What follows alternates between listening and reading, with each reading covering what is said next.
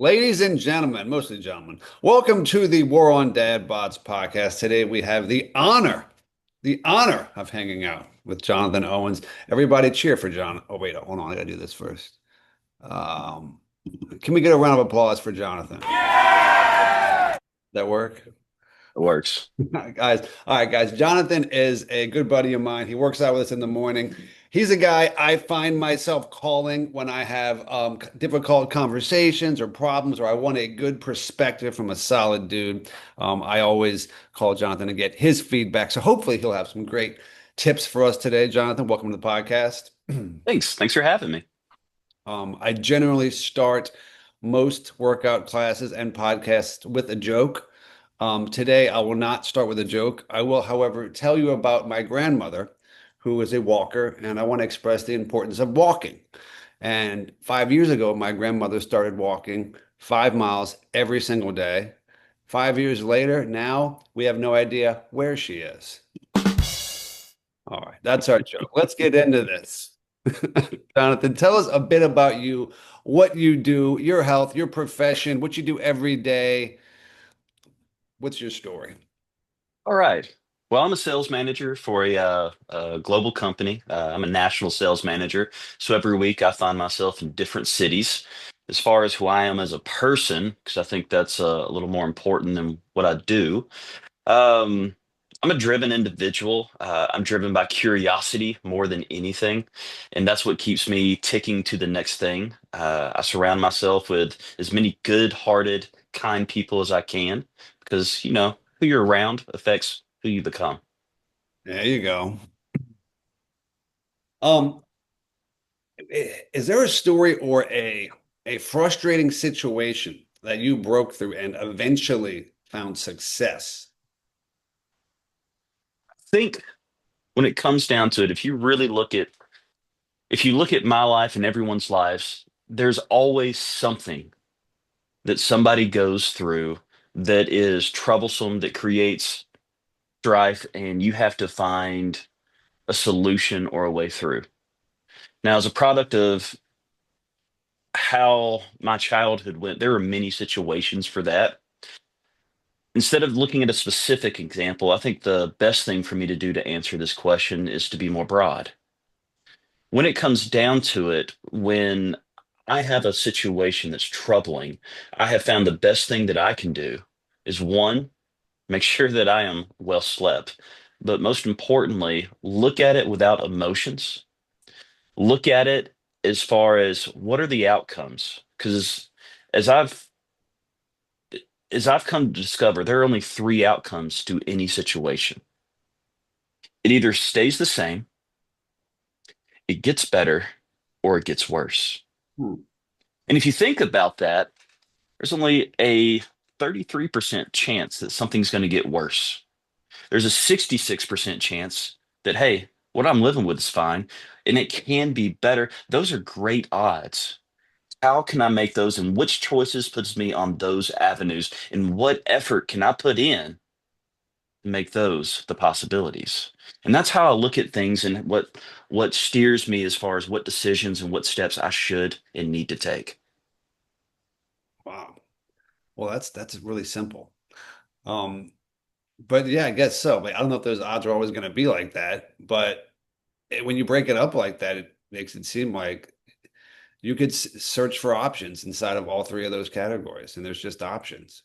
Absolutely. I've not found a situation yet where three options did not present themselves. You just have to be open to it. Yeah, one question that I really like to ask people that I work with or people that are in difficult situations is, what are the possible outcomes of this situation? Like, say I've Mhm. got I had a back injury for many years, and I was like, what are the possible outcomes? Well, I guess it could fall into those three categories. Yeah, and you can ask yourself, if I do nothing, what's going to happen? If I make a step and make one choice in a positive direction, what could happen? If I make a choice and it's negative, what could happen? And those can steer your decision making properties. Wow, I like that. It's good.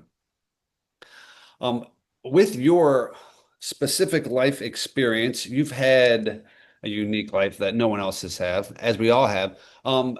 I think you're a great leader. With given your experience, the experience no one else has, what's something that someone with only your experience would know?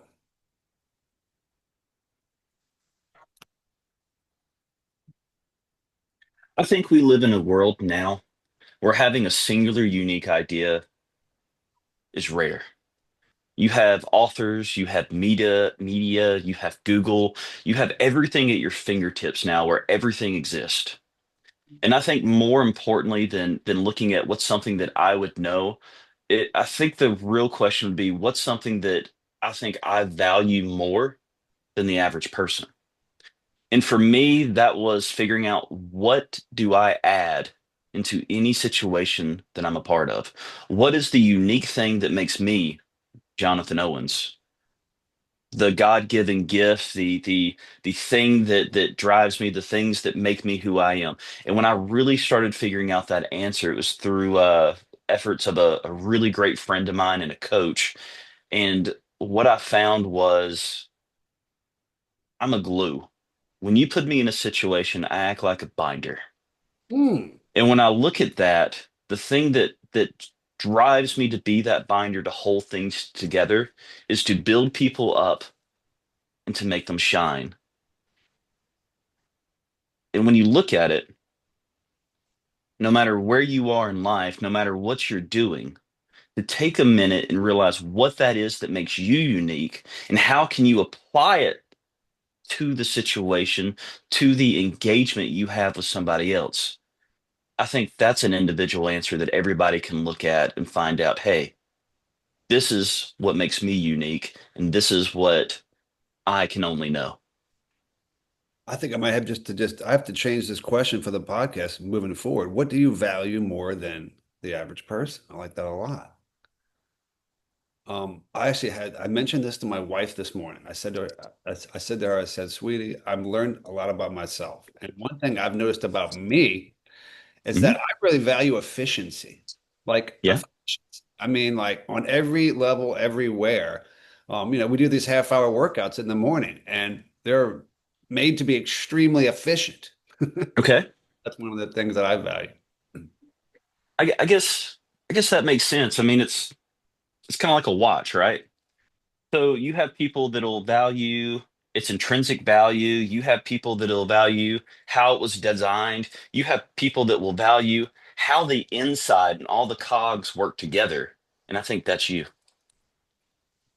Then you have people that value how it changes or makes affects their life.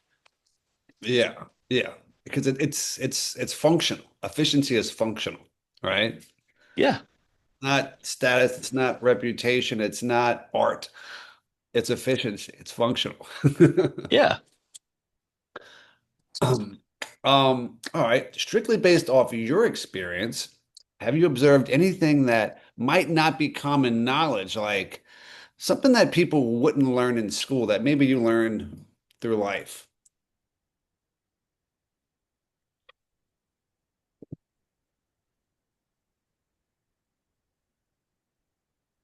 When you look at things and you think, hey, what's common knowledge and what's something that I learned through life? That separates a lot of people. What separates them is how they deal with it, how they motivate themselves to get through it, and what drives them. At the core of this question is what makes a person tick and what makes that person unique. And being able to define that, that that's the thing most people don't realize is, hey, what do I have that I can put in this world that can help me get through this? What can I do? In my case, as I said, what binds me to other people and what can I do to uplift these people? That's what separates me. When somebody can define that one thing, Mm. that's the uncommon knowledge. It's about yourself. So people listening, what's your one thing to take a moment to think about that? A lot of us are here to improve our health, believe it or not. That's what the war on Dad Bods is all about. Getting rid of that dad bod and doing a lot more with it. You've come a long way with your health, with your ability to prioritize it and Mhm. build some incredible guns. In your opinion, what are like the one or two simplest things that can make someone's health better? What's the lowest hanging fruit? Acknowledgement. The lowest hanging fruit when you look at what can be the change in average or poor health to great and better health is acknowledgement. Acknowledge where you currently are and hey, I can make small incremental steps to create and make a change in my life. For me, that was understanding more about habits that I have, how that affects my sleep, what things am I putting in my body, and how can I be a little more structured and efficient in the workouts that I have. For example, when I was younger, I'd go to the gym 6 days a week, and I loved it. I wouldn't leave until my whole shirt was covered with sweat. I could handle it then. But now as I've grown, I have more responsibilities. I have more things on my plate, more obligations that take my time. And to go into a gym for an hour and a half, 2 hours, 6 days a week, that's unrealistic for me. Yeah. And what I found is acknowledging those things that I just said and also finding somebody that can help me prioritize the exercises, the strategy that's needed so that I can get everything in 30 minutes a morning and then start my day with a better attitude, a win attitude, and knowing, hey, I'm putting my health first. That's a great thing. Yeah. So awareness about where they are. Some of that might be belief that like they can make a change. Awareness about where they are, and then specifically, what strategy? Like what's your goal? Where are you? What tools, what resources do you have? And given the outcome that you want, how can you get there? The acknowledgement, the awareness of that. Right. Um, let's talk about relationships for a second. Okay. You're a very happily married man, from what I I understand. am. I hope your wife would say that. Any relationship tips, or is there anything? Well, let's say something unique. Is there anything about your relationship that might deviate from the norm or seem unusual? Matter of fact, there is. Once a year, usually around our anniversary time, sometimes periodically through the year, we may decide to do it. Anyways, we check in with each other. Hey, how are you doing? Are we okay? What could be better? And I've shared this with friends of mine in the past, and they look at me like I'm a lunatic. Really? Yeah, it, it's important. There, when you're in a relationship, you have two people, two opinions, two thought processes. They're not one. And that's okay, and that's the way it should be. But if you don't constantly check in with the other person and from time to time at least and find out what they're thinking, where their heart is, where their mind is, where their desires and needs are, you might be off base. And that allows you to get realigned with what matters in that relationship, which is making it function and flourish. So checking in and actually like having a serious conversation. Now, there's like levels to which you could do this. Like you could say on the calendar every 3 months, every 6 months, we're going to schedule this. We're going to sit down with complete focus and do it. Or Absolutely. or it could be like in the morning with an extra 5 minutes. How you doing? Are you're Yeah. somewhere in between there? Yeah, it's great. And you can take it to different levels. One thing my wife did with me quite some time ago is we had a little exercise where I had to write down how I see myself, and then she wrote down how she saw me, and vice versa. And if you want to do something interesting, sit down and do that with your wife. Do that with your significant other and see what aligns and what doesn't align. And I promise you, there's going to be some conversation there. Yeah, that's really interesting. So sit down with each other and say, what do you find interesting about me? What do I think is interesting about me? Hey, how do you see me? Open-ended question. They can write it however you want. You write down on one paper how you see yourself, and they write down how they see you. And then you do it. Uh, uh, uh, You'll write down how she sees herself, and you write down how you see her, and then you share together. Yeah. Yeah, that's really fun. And also, I think the exercise of like me and my wife, we haven't done this lately, but this really got us to a great point in our relationship where we'd go for a walk, and on the walk we'd have to give each other three compliments. And of course, they have to come from a real place, and they could be simple, they could be deeper. But that practice of like, what do you appreciate about the other person? You know, you Mhm. get to receive a compliment, and like that's a lot of fun. You know, to get your spouse to remind you why they love you, why they appreciate you. And it really it would put us in a much better spot mentally in regards to, feeling good towards each other. I learned that one from Jarek and Amanda. That's a good one. I really like yours. So, how do you see me and how do I see myself? And then you flip-flop it. hmm But don't share results until you both have filled out that. Oh, That way wow. yeah, you both fill it out and then you share results all at once. All right. Everyone listening, that's a challenge. I might have to get the guys in the morning to like do this. Yeah, and that's courtesy from my wife. Thank you, Carrie. We appreciate it. Hope you're listening. All right. Is there anything that you have changed your mind about in the last year, 2 years? Anything that comes to your mind when I say, what have you changed your mind about? The last 2 years have offered a lot of challenges and changes in my life. So it's put me in a place of introspection. It's put me in a place of seeing where do I want to go? Where am I at? And as far as things that I have decided, hey, I need to look at this differently. How I view family, how I view the afterlife, and that's a topic for another day. Um, those have changed, but I guess most importantly, what I'm capable of has changed a lot. And in the last 2 years, if you would have asked me, Jonathan, what do you think you are capable of? What do you think you are hold the potential for? I would have gave you an answer that's lesser than what I could give you now.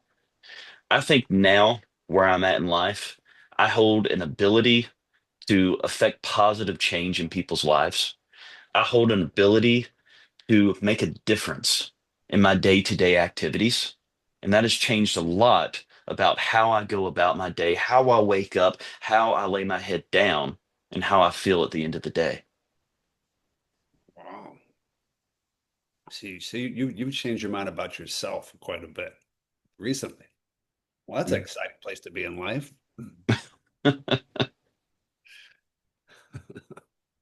Well, this kind of segues into the next one. People, do you ever like see people and you say like, wow, like you're smart.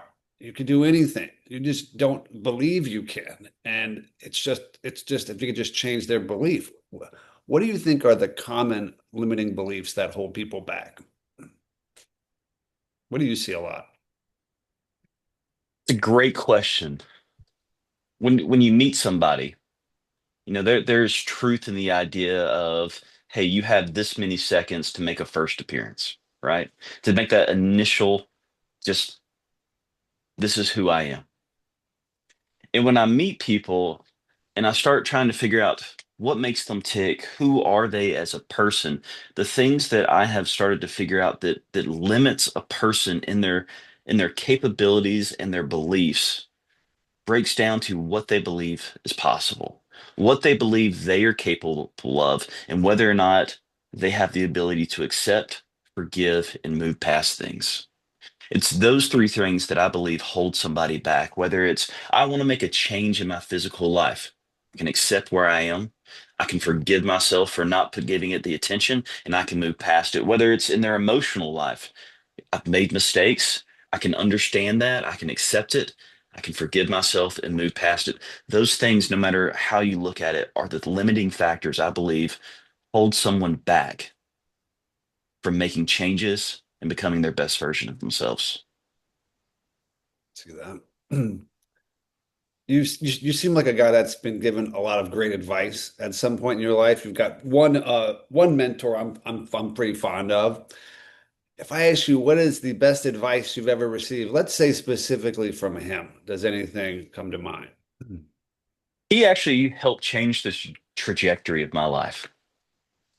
And I remember I sat down with him, and it was at a barbecue restaurant outside of Nashville, Tennessee, and we were sitting there and we were just discussing. And that's just his style. He's open. We talk almost every day. He's one of the best human beings I've ever met on this planet. I'm very blessed to have met him. He taught me what it means, not as a lesson, but as a byproduct of knowing him. He taught me what it means to believe in myself and how to move fearlessly and understand that, hey, it's okay to do a good thing. It's okay to do a right thing because it's good and because it's right. And that in itself has changed my whole trajectory. It's that one lesson that has led me to realize I am capable of a lot more than I ever thought I could be. It's okay to do a good thing. It's okay to do a right thing. Well, like where was that before? So like what shifts there? The shift comes from a society that looks down upon sometimes people trying to build up or help another person, Hmm. A lot of people tear other people down. I think we know like that. crabs in a bucket, man. You ever heard that? You Yeah. put a whole you put 10 crabs in a bucket. As soon as one starts crawling out the edge, the others pull it down. Yeah. I think Jay-Z actually had a line about that. He was talking about 50 Cent actually. He's always battle rapping people. Yeah. Yeah. I think the best way to be a crab and get out of the bucket is just knock the bucket over. Now you're all free. There you go. Um, all right, that's great advice. All right, what's the worst advice you've ever received? The worst advice I've ever received is also in some parts of the world, I think a lifestyle or a chosen lifestyle of you must follow in the footsteps of someone else. There you go. And for a lot of my life, I looked up to someone and I thought my job and my role was to follow in their footsteps, to stay in their shadow and walk exactly the same and build myself up the same way. And it wasn't until I realized what I am, who I am, and what I have to offer, and the things that make me uniquely me, and embrace those things that I started to forge my own path. And it's when I started to do that, I found more happiness, I found more motivation, and that's when I started affecting positive changes in people's lives. And I think that's when the magical doors really start to open up in life. Absolutely. Absolutely. Doors where you wouldn't think there'd be a door, doors where for someone else there wouldn't be a door, but for you there is, you know? Mhm. And I think a lot of people get stuck in that, get stuck in they can't transgress out of their parents' expectations for who they should be. Yeah. And it's that one thing right there that prevents them from living the life and doing the things and being the person that they want to become. Yeah. And sometimes you kind of have to, I don't know, disrespect your parents on that or check your parents on that.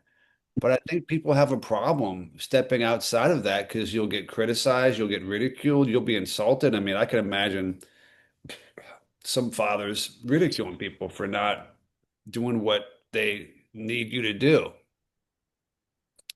But once you get the courage to get out of that, like that's where your happiness is and being yourself. That's a definitely it's bad advice, you know. Do as you're told. Do what the guy before you did. Don't ask questions. Don't be yourself. We've all made big mistakes in life, Jonathan, some more than others. Um, what's the biggest mistake you ever made, and what did you learn from it? Well, it ties into the last question. The biggest mistake I ever made was listening to that terrible advice and trying to follow someone else's footsteps and not realizing I am me and I am meant for other things. When I could see past that and see, hey, there's something else for me, that's when, as you said, these other doors that were specifically meant for me started opening and new paths started showing themselves. And that's when opportunity presented itself. Well, you seem like you've thought a lot about your life. Is there a particular dream that you have one day that you can share with us where you're going, something that you're going to do? I think in life we go through stages, and there are stages of being, there are stages of action, and then there are stages of looking back. Right now, I'm in a stage of change, which is very exciting, and possibility. And I think if you ask me in another year or two that exact question, I'll be able to give you a more solid, better answer. But for now, where I'm at in life, it's still growing, it's still becoming, and seeing what's there. You're more action right now. Yeah. Being action and reflecting. Man, it'd be nice to get to reflecting all the time. That sounds like a great time. Although the fun's probably in the action though. That's where all the purpose is. The feeling like Yeah. you're doing something. I guess the wisdom's in the reflection, though. Yeah. Um, yeah, that is the wisdom, huh? I just added this question to the podcast. It's a brand new one.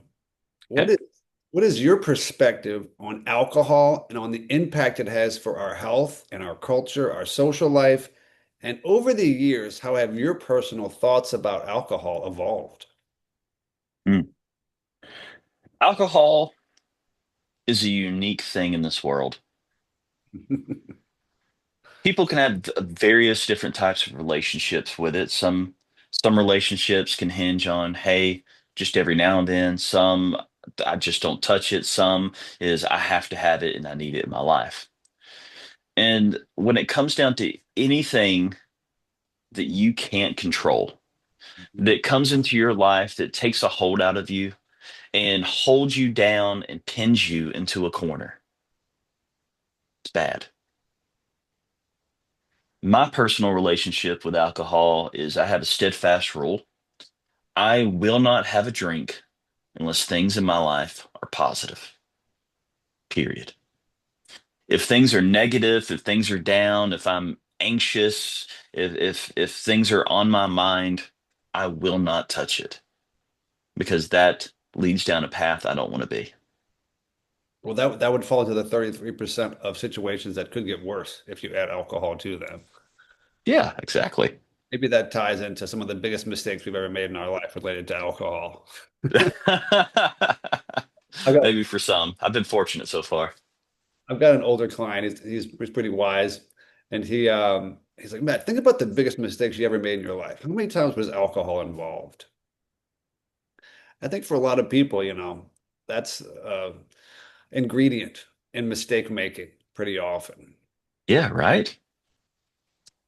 And I think as we get older, I think as our culture matures, I think you're seeing less drinking, which is interesting. There's a lot more alternatives out there now than I think ever before. I remember when I was younger, the idea of a non-alcoholic beer was just taboo. Now you can walk into almost any restaurant or bar, and there's plenty of actually reasonable options. Then you have other drinks that may have other ingredients that are non-alcoholic and non-addictive, so you can still mellow you out. Um, it's just a different time. There are other options out there versus something that may hurt your health, hurt your sleep, hurt your mentality, and set you on a bad path. Yeah. Um, so you seem like you've got some drive, you've got some consistent action. You show up every day with energy and inspiration. What motivates you? What inspires you? What is your personal fuel? The thing that fuels me is curiosity. I want to know if I can. Can I be better? Can I do more? What would it look like if I did do more? What would it look like if I could? What will it look like when I do? All those things keep me curious, and those are the things that I ask myself that make me get up and try and continue.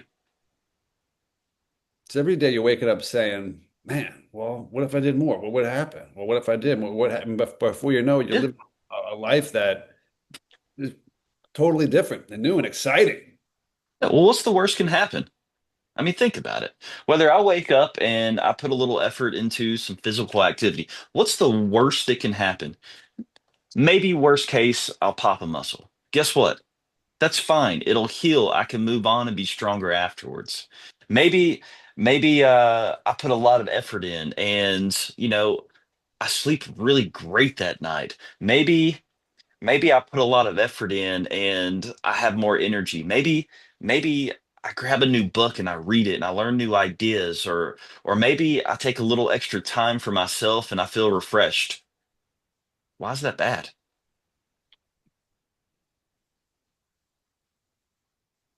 Yeah. Um, I think about high performers and the weird stuff they do, the weird habits that they have. Like one thing I would do was like I would track like 20 things every day. It'd be like yes or no, 20 questions every day. Did I do this thing? Did I do that thing? Um, maybe you've seen this, maybe you've done it yourself, but are there any unique habits or routines or things that high performers do that other people might find surprising? Absolutely. I actually learned a habit from a good friend of both yours or and mine. He acts as a coach and just a great person in my life. And the habit that he taught me that I have adopted is taking time each day for yourself. And that could be various different things. It might be, hey, I wake up in the morning, I lay in the bed, and I just think about what's coming. I take a few minutes to just really put the thoughts out of my mind, think about what I want to do, what it's going to be like carrying these things out. It might be, hey, I'm feeling a little overwhelmed. Let me go out and just breathe for a minute. What it really breaks down to is being cognizant and present in your own life and in your own head and realizing it's okay to take a minute, settle back down, and come back to whatever's in front of you. Because I think there's like you might see levels of high performers, and Absolutely. I see like almost like three rungs. It's like it's average people that Hmm. kind of just go through the motions and don't step out too much. Then there's people that like work really, really hard and like are massively driven, and they kind of keep on this I'm going to work as hard as possible wavelength almost Hmm. their whole life. Yeah. And sometimes they might lack balance. They might be missing a whole category of their life because you're just working so hard in one direction.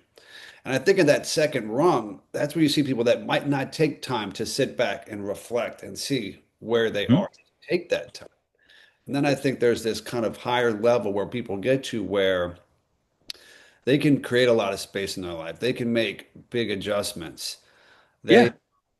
they can bring balance into their relationships, their health, and their career, where they can get that perspective.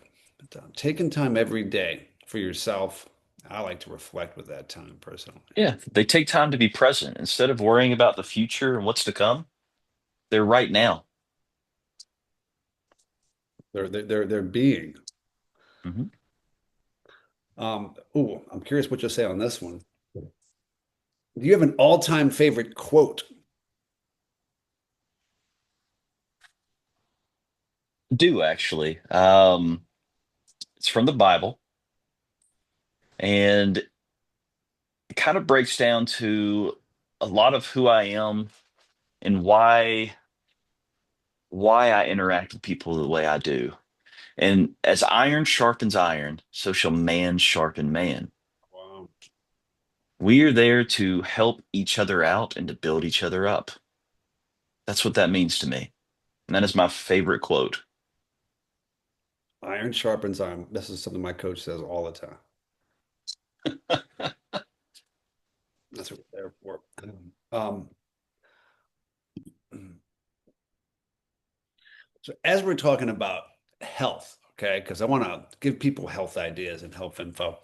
Do you use any health tracking tools or apps or anything, any technology? We're going to get into AI later, but Any tracking tools specifically? Absolutely. My coach, I think you know him pretty well. He got me onto the Aura Ring, Yeah. and that's given me a lot of information. If you're looking to make change in your life, the first thing you need to know is data. You can start making changes, but until you know how that change affects you and what difference it's going to make, how do you know if it's something you should continue or not? That ring has given me the ability to figure out, hey, this is a good thing for me to do. These times work best for me to do this, or that. This is how it will affect me. And then also having somebody to help me figure out exactly how to interpret that data has made a huge difference for me. Yeah, it's been a lot of fun looking at Oura Ring data over the years. Um, now having seen the data collected, I think the one that we looked a lot with you was the stress data, the HRV, right? Mhm. Or any of them. But what jumped out at you? What did you learn from reviewing the data where that like you did kind of make a change that made sense? There were a couple things. One, I got a better sleeping schedule now. I travel for my job often, so each week I could be in a different time zone, and that's something that offers its own challenges. But understanding how much sleep I need, how to create a better sleeping schedule has helped me get past that, so I can keep a higher HRV.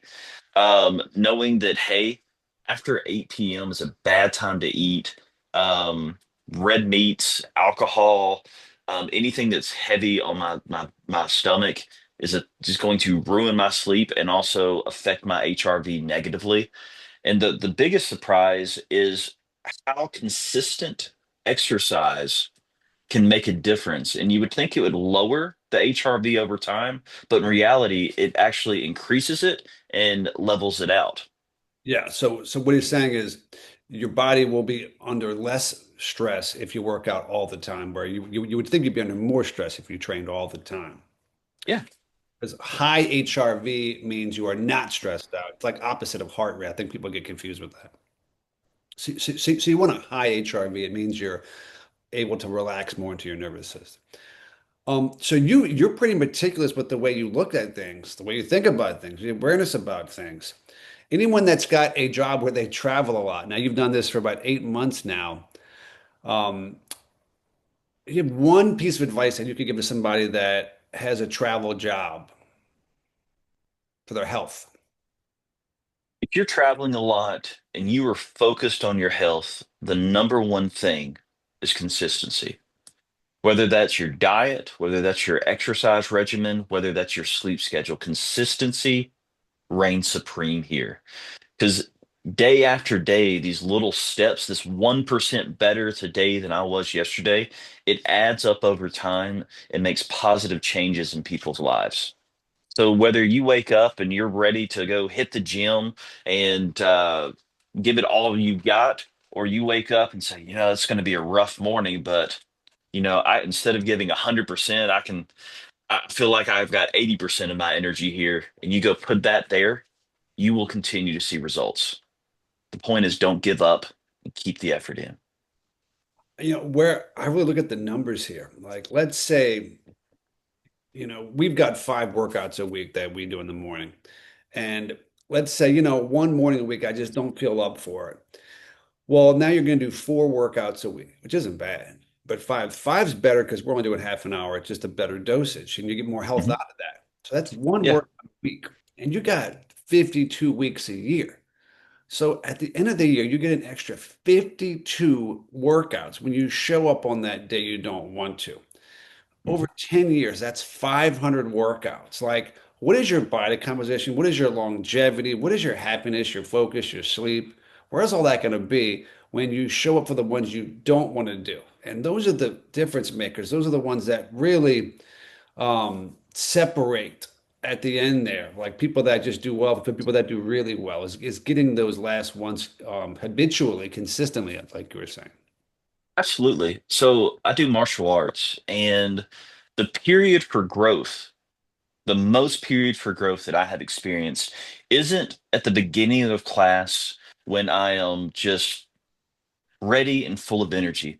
The best growth is when you're tired, when your muscles are sore, when your arms are hard to lift, and you're still forcing yourself to maintain proper form and go through things with intention. It's just like that in your workout regimen. The growth happens on those hardest days. It's intentional. You really got to make that decision to keep going, stay focused. Mhm. All right, so now to AI. How you could say business, you could say personal life, but how are you playing with AI? Are you playing with AI at all? The only time I utilize AI is when I am trolling my personal trainer. Otherwise, when it comes to AI, my opinion is I don't want it. And the reason why is simple. I understand that it can offer a lot of benefits, it can give you quick answers, but if you really distill it down, what we are, what we do, how we act every day is a product of the energy and effort we put in.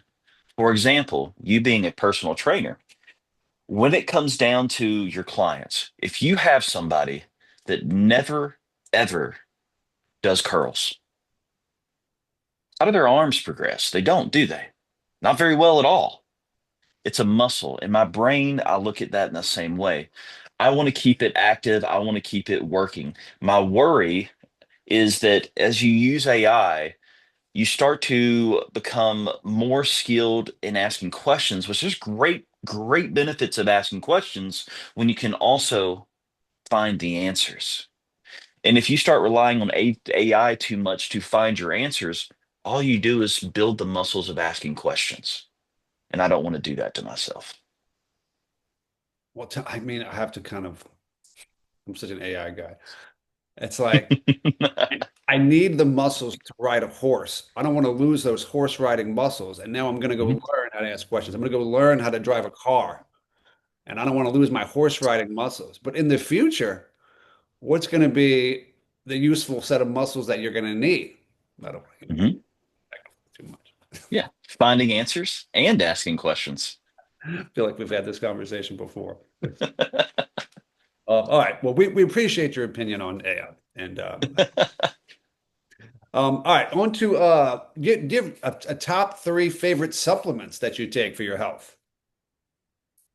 Uh, I take magnesium from time to time. That makes a big difference. Vitamin D is a huge thing. And whether you want to consider it a supplement or not, it is vital. Adequate water intake. With Wow. travel the way that I do, I spend a lot of times in airplanes, which will dehydrate you. It is a it is a more conscious effort now to stay hydrated than I ever have before. Um, and good electrolytes. Yeah. I think that's another answer to that question I asked earlier about traveling people. Mm, I think people might not realize how much traveling, is it the compression of the plane or just traveling in general that something is very dehydrated about traveling? absolutely, absolutely. And if you're traveling each week, you may leave early in the week, get somewhere for a few days, and just as the time you recuperate, you get back on the plane again for a couple land, get back in shape, and you're just constantly stressing your body out. So if you can get that water intake where it needs to be to offset that, but understand that as you take in more water, it's going to dilute your electrolytes. You have to supplement that as well. That makes a big difference in arriving somewhere, having more energy, feeling better, and for me, not having headaches. There you go. Yeah. And how are you going to work when you have a headache? Not very well. Do you think is it just me or do other people think about like if I'm going to be traveling all day and there's no access to a bathroom, like does anyone else think like I'm going to drink less water or is that just me? Might just be me. That is not a thought I have. One of the perks of being a male is we can find restrooms when we need them. It's definitely a perk that I appreciate for sure. I don't think that one's going to make the final cut. I use the old cell phone trick. Like if you put your hand, just your hand by your ear, like you're on the phone and no one's looking at you, they have no idea what you're doing. I'll send you a video of probably the best hack I've ever seen. Send me that. I will. You're going to get a kick out of it. It's something that you want to share or just save for later. No, no, I don't think this question's going to make the cut. So All right. This next question's about random skills that you have that people don't know about. You do have your weekend stuff. I've got one where growing up, I would polish my dad's shoes, and I did this every weekend for like a decade. So, like, I can polish shoes. You would never guess that I'd be a great shoe polisher, but I've got that skill. Do you have any random skills like that? Uh, yeah, surprisingly enough, I'm a pretty decent writer. Oh, What yeah? it, yeah, yeah. So that's one of the skills that I think often surprise some people. With me being from the South and having words like y'all and ain't in my vocabulary, when I sit down and write something and hand it in, people go, "Wow, you wrote this?" Yeah, yeah. I can be intelligent sometimes. Wow. That's funny. It's funny how people from Nashville think they're from the South. I'm just kidding. Most of the people that hear this are likely New Orleanians. So I just said that for Oh, them. okay, okay, All right, now we're gonna go to the rapid fire questions. okay. Relatively rapid, right? Are there any myths about health and fitness that drive you crazy or bother you? Not particularly. You do you, and I'm going to do me. If there was one exercise that you had to do every day for the rest of your life, which exercise would that be? Squats. I haven't put a lot of effort into it in my life, and as I age, I do not want to lose mobility. I want my joints to work and get me around. Functional legs, that's a good idea. Um, Most hated exercise, all-time most hated exercise. Squats. Every day you're gonna wake up and do the one thing you don't want to do. The Well, benefit outweighs it. if you can if you can do that your whole life, you're gonna get somewhere. Oh, this is a good one. What is your go-to healthy meal when you're short on time? Rotisserie chicken and salad. Nice. Yeah, that's great. Real clean protein. It's almost like a protein shake, but it's real food. It's a great travel meal. There's grocery stores in every city. Nice. All right, I got two book questions. Okay. Um, First one is, have you ever read a health book or any health books that inspired you or that you remembered and liked? None that stuck with me. I feel like as you look at health books, there is a different health book to validate whatever you want to believe is true. Yeah, that's true. And when it comes down to it, the real truth is where did you see results and what made you feel better? There you go. Personal experience. I I do want to drop one health book on here. I got a buddy that I started working out with here, an older guy, and he's doing like 1 day a week fasting. Sometimes it's like 40, 45 hours.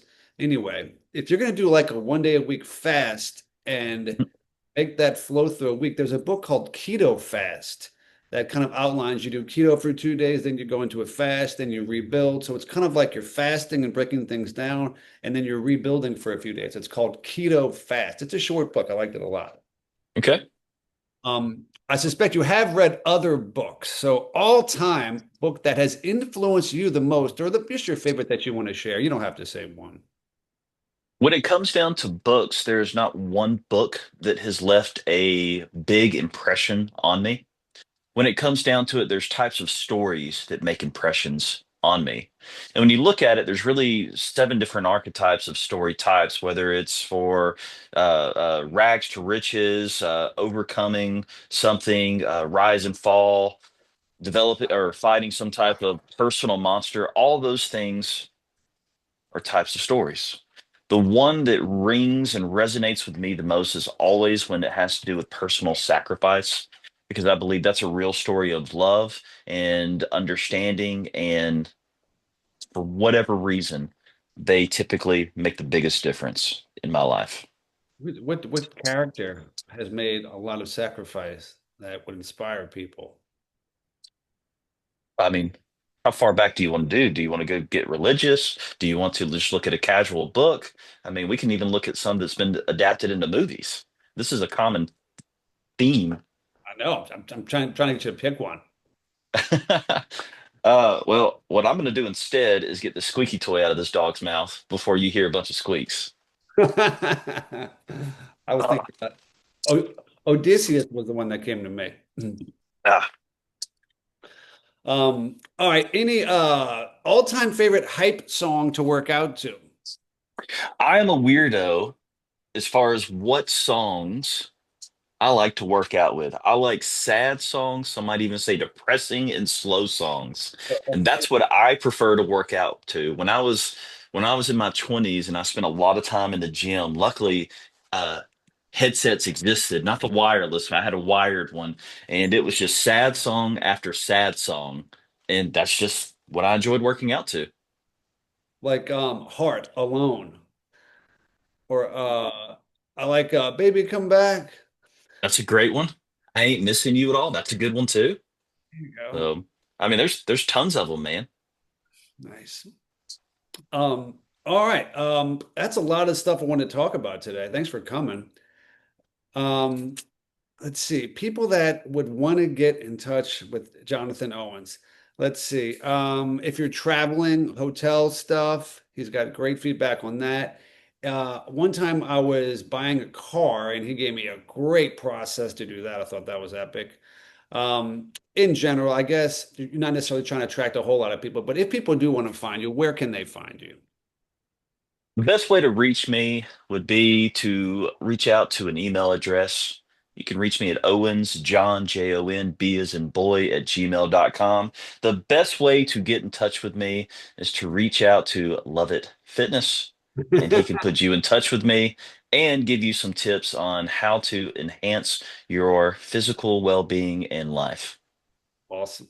All right, before we wrap it up, do you have any last messages you'd like to leave the listeners with?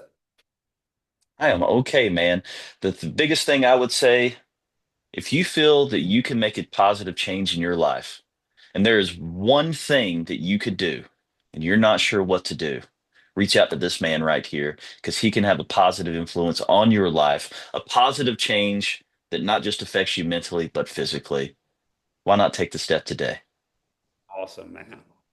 Everybody, did you all have a great time listening to Jonathan today? We did awesome. All right, guys, time for the final rep. Arms up. I'm the man. That's how we end every class. Jonathan, it was an honor to have you here. Truly an honor. Thank you so much for your time and wisdom.